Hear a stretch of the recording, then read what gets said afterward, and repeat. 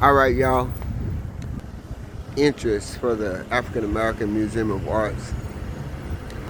It's at the Indian Hill Mall, but you come on down to 1460. For those of y'all that don't know it exists or haven't been here, we about to go ahead and take a tour of the African American Museum of Beginnings. Right here, y'all. Right here in P-Town. So, when you're in P-Town, come on down. All right? Come on down and check it out. So, on the outside, right? Some of our beautiful history. Yeah. Some of our history, y'all. I'm just gonna give y'all a walk on the outside real quick so you can take a look at a little bit of this.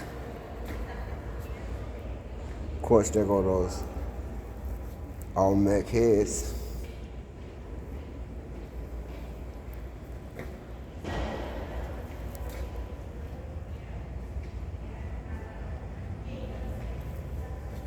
Look how we used to write, man. Symbolism, man. How the sisters look to dress. What do you think they got dressed from, man?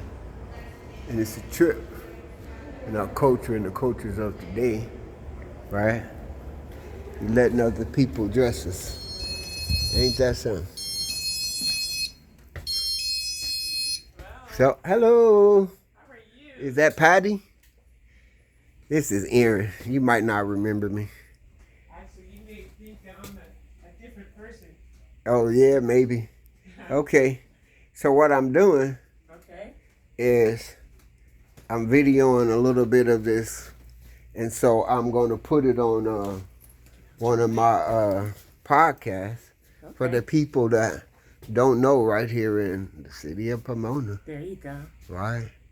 We still got our history jumping on. Most definitely. And the trip is, some of y'all might have books, some of y'all might have something that y'all might want to contribute. And if y'all want to contribute, you want to add anything to it? I'm gonna let you speak. You're doing well. Okay. And so, oh wow, I'm having a flashback. So I was given a hat just like this from a brother in Mali. And unfortunately for me, the last property I lived in, I thought I was going to buy and surprise my daughter. It was a condominium. It had mold, lead, and asbestos in it. In the hat? In the On the house. house. Yeah, it had a slow water leak. And fortunately for us, I kind of got like a case going. Now this is what's interesting, y'all. Check this out, y'all. Look how the language they stole from us. Look, all this symbolism, right? So the language they stole from us, they gave us the language called English, right? And even, there's a guy, he wrote a Bible, and in the beginning of the Bible, he said it was his version. Y'all know his name, right? I think it was King James. And he gave us his version of allegories. Because when we can learn to break down the allegories, then things begin to become more clearer. So how did we, wonderful people, right? Think about it. I seen a lady outside, dressed so beautiful, right? Come on, look at this. So how did we take on their way? I have no idea, but it's somehow we need to undo it. But take a look at this rich history that's in our DNA. I didn't say that. The European scientists said it.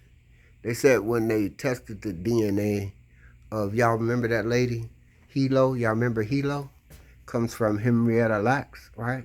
They found the God code in her DNA. So what does that mean?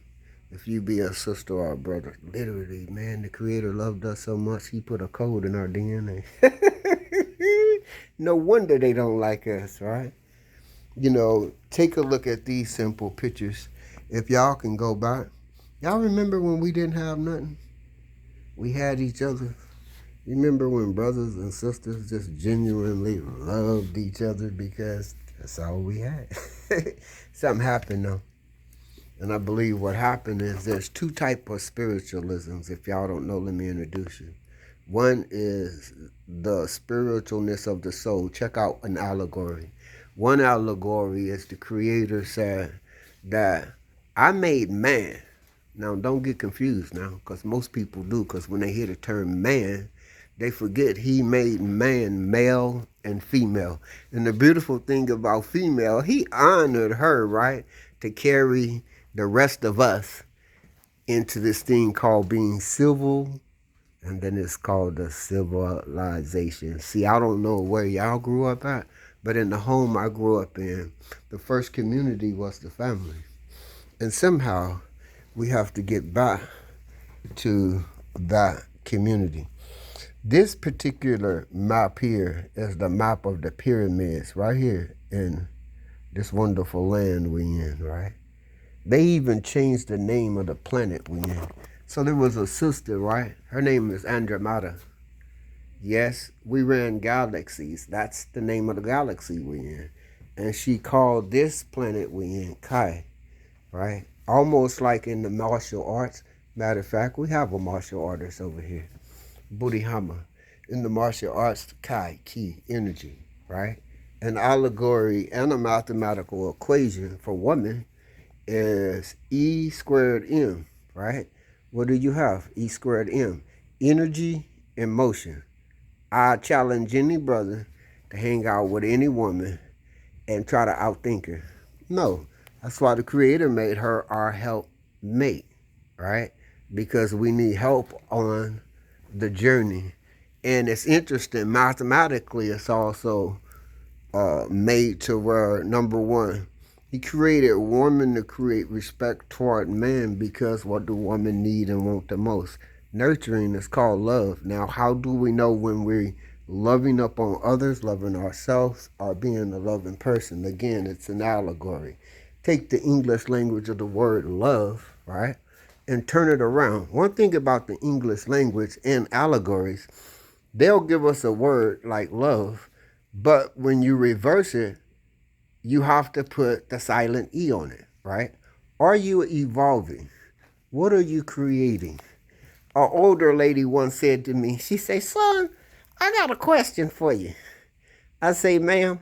She said, imagine we youngsters and we courting each other and we decide to get married and I got $2 million. She said, say we stay together 15 years. If we get stay together 15 years, after 15 years, we supposed to have created something. Let's say we created something and it amounted to $70 million. She said, how much I owe you, son? I say $37.5 million. She say, correct. She said, but after 15 years, if we ain't built nothing, she said, how much I owe you? I say, nothing. She say, why? I say, because we didn't build nothing together. She say, correct. So I'm sharing that because collectively is the way we was raised, right? Collectively. I used to hear the drums. I used to hear the flute, right? I used to hear these instruments, right? Where we had an opportunity, we had an opportunity to change the program that has been put up on us, right? Like separation, right? Separation. Man, listen. They did another study. I didn't do this study, the European study. And they said why they're afraid of our youth, especially the ones who were born 1980s. They say they came to do war. They say they have to do everything in their power to confuse them and distract them and to make their energy turn toward them or they're doomed. Now, let me give you another allegory. Have y'all ever heard of, it was called Jericho, right? They didn't tell us. They made a statement about Jericho walls falling, right? And then they spoke about the Ark of the Covenant. But what they didn't tell, and they were not going to tell a black man and a black woman this truth, right? So when we collectively touch and agree, the key is we have to agree. They make movies about us, Like, they got one movie called X-Men. They got another movie called The Matrix. But if we're not reprogramming ourselves, you can never leave the matrix because it's a program. And the program is called separation. If they can separate me from you, then guess what? We cannot touch and agree. Once we touch and agree, the energy itself is frightening to them. It's frightening, right? I was talking to one of my great aunts yesterday, right? And she told me, boy, I got to get you to talk to your other great auntie. She's a centurion. She just celebrated 101 years, right? And the beauty of that is she's walking history, right? So for those of y'all that don't know, the African American Museum of Beginnings is right here in Pomona. Just come on down Indian Hill. Act like you're going to spend some of your money, but don't spend none of your money. Come over here and donate some of it, right? $14.60 is the interest. Hey, this is Aaron G. But listen to the heartbeat.